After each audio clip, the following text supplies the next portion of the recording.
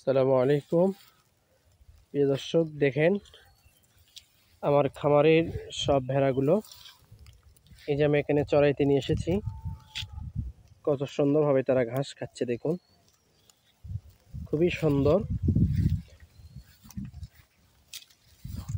তো প্রিয় দর্শক, সবাই দোয়া করবেন আমার এই খামারকে যেন আল্লাহ কবুল করেন, সমস্ত বালা মুসিবত থেকে যেন আল্লাহ তাআলা রক্ষা করেন। দেখুন কত সুন্দরভাবে এই যে ছোট ছোট বাচ্চারা ঘাস খাচ্ছে দেখুন।